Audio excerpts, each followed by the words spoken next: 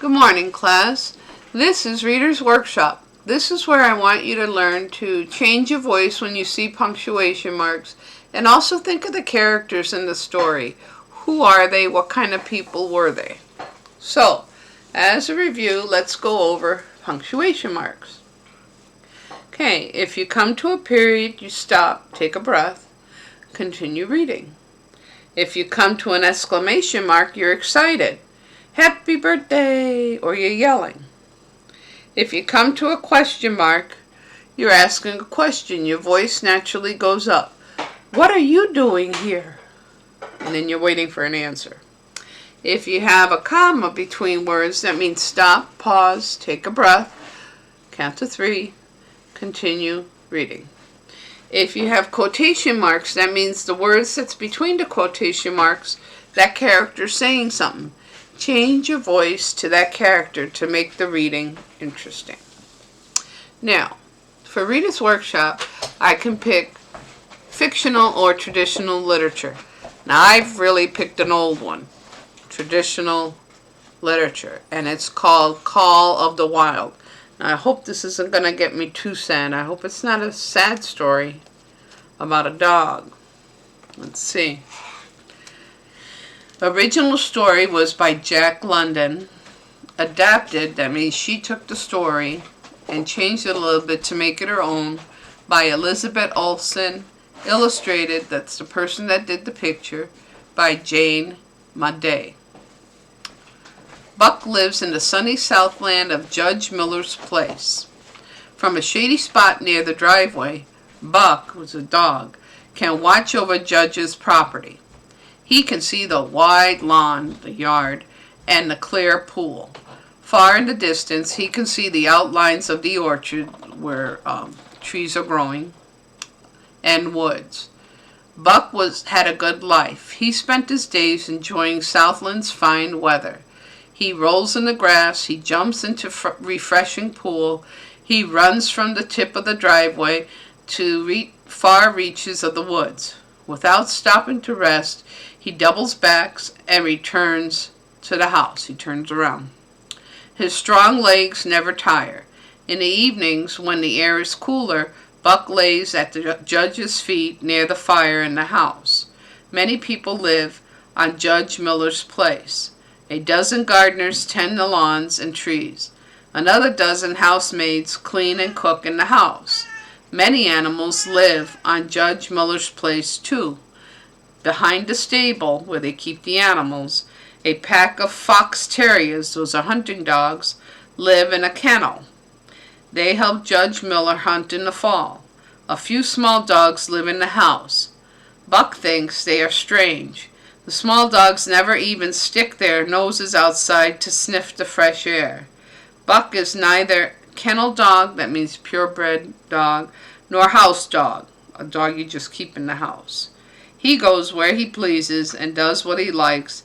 His manner shows he is his own master. This is Buck, right there. Okay.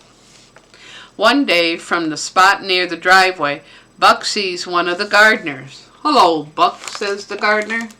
Buck stands and wags his tail. The man reaches down to pat Buck's head. As he does so, he slips a rope around Buck's neck and Buck feels it tighten. He gasps. Oh, so he's going to steal the dog. "I'm going to sell you," says the gardener. "Judge Miller is away until next week. He won't know you're missing until he returns." The gardener pulls on the rope, unable to resist, to get away. Buck follows. The gardener leads Buck down through the orchards, down through the trees, and into the woods. They stop at a railroad station and the wood's edge. Buck realizes it as a place where the workers load the Judge's apples onto the trains. Buck looks around for fruit. There is none.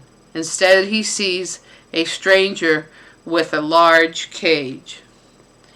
"He is a strong dog," says the stranger. "He'll do well in Northland." "His name is Buck," says the gardener. "Take good care of him." The gardener gives the rope to the stranger. Buck growls, "Arr!" and the stranger gives some money to the gardener. "Don't worry, Buck," says the stranger. "Just step into the cage." The stranger tugs the rope, pulls the rope. Buck tries to resist, tries to get away, but the stranger pulls harder on the rope. Buck steps into the cage. The stranger quickly removes the rope from Buck's neck, closes the cage door, and locks it. "You're going to be on a long journey, on a long trip," says the stranger as he shuts the door. Alone on the dark, Buck feels the train move forward. Oh, look, he's so sad. He's all locked up in a cage.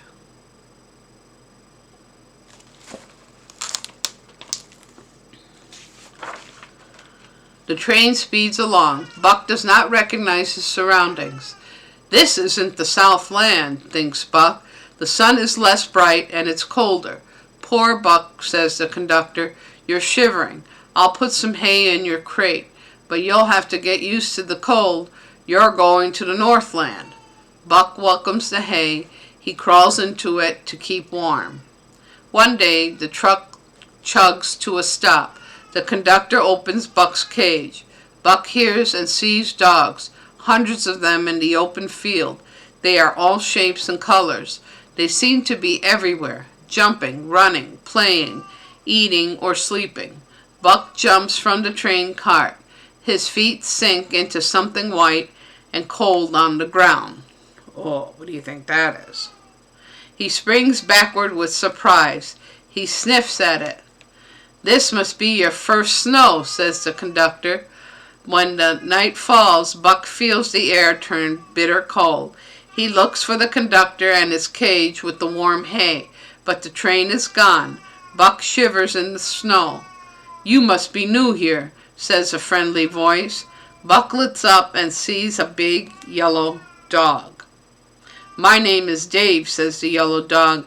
"Just dig a hole in the snow and climb inside. You'll be warm all night." "My name is Buck," he says. "Thanks very much for the help." The next morning, Buck wakes in darkness. He does not know where he is. He bolts up, he jumps up from his snowy bed, and sunshine hits his face. "There you are, Buck," says a man wearing a hat with a tassel with little things hanging. "You belong to me now. You will help me deliver the mail to the country's interior, to the country's inside, where people live. Have some breakfast before we hit the trail." The man holds a piece of meat toward Buck. Buck likes the man's kind face and gentle manner. He eagerly takes the food.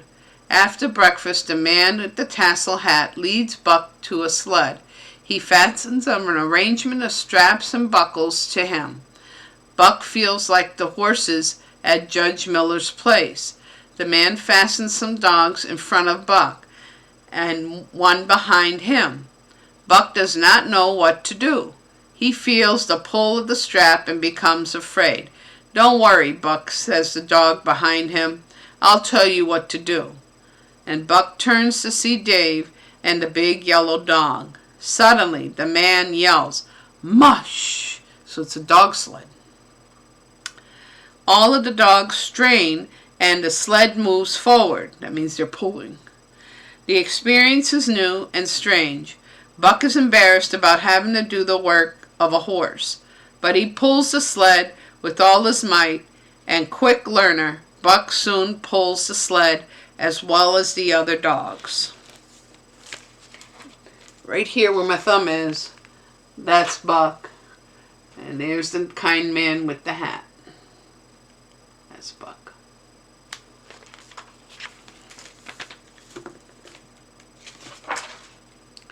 For many weeks, the sled team travels across the Northland. On the sled are 2 heavy mail bags. The man with the tasseled hat and his dogs work hard.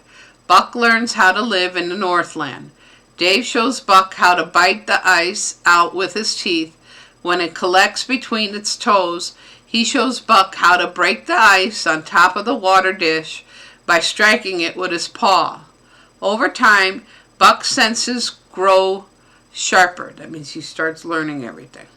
He learns to smell the wind in order to choose the best spot for his bed. He becomes good at predicting, of thinking what direction the wind, that he always chooses a spot that remains free of wind all night. Buck does have one problem. His feet are not as hard as those of the other dogs. He limps in agony from the long days on the trail. One night he cannot even rise to receive his ration of meat. The man sets the meat near Buck's hungry mouth.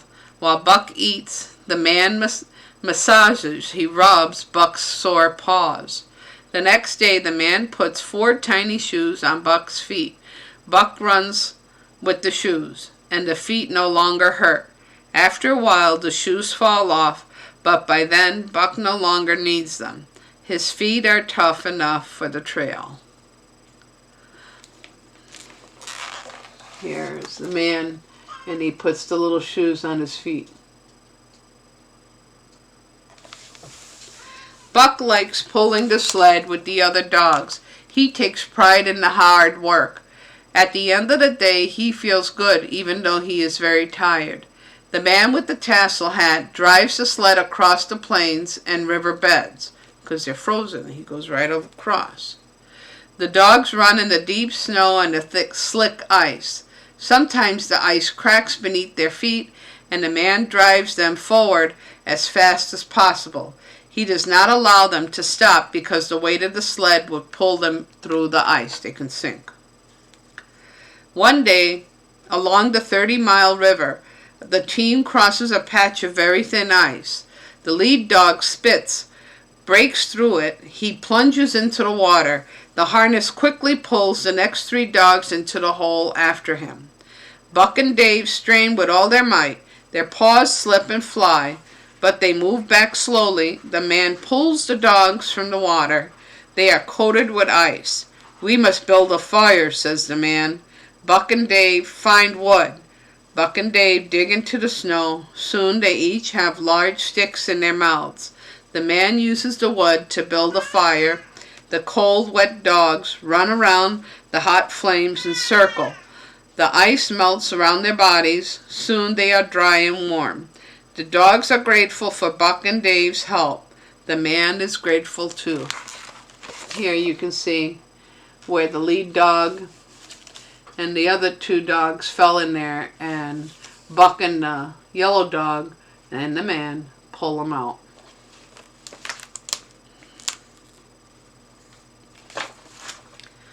Buck likes the other dogs, especially Dave.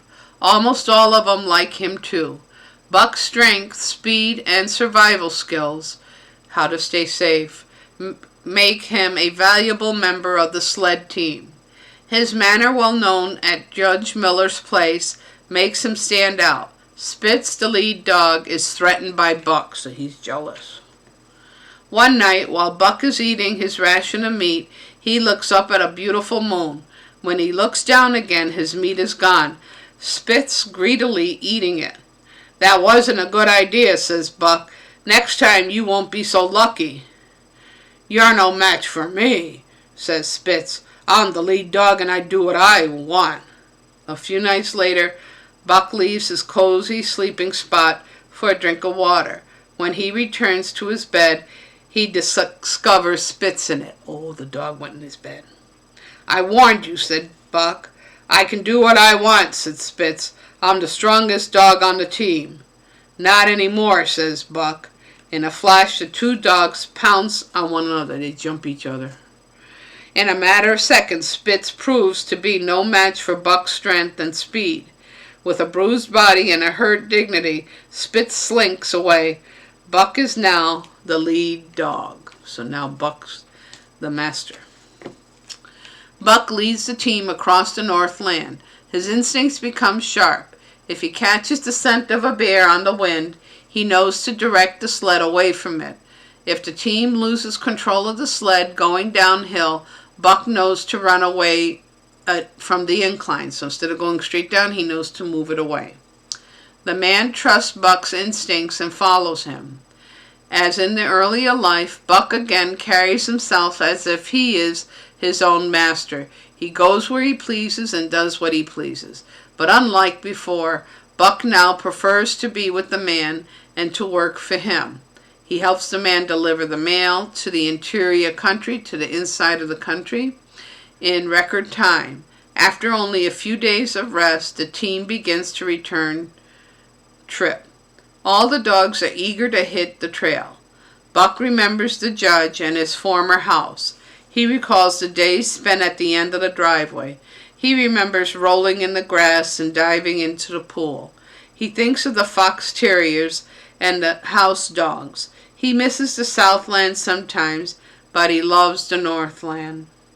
One night, Buck joins the other dogs in the darkness behind the man's fire, and together the dogs howl at the moon.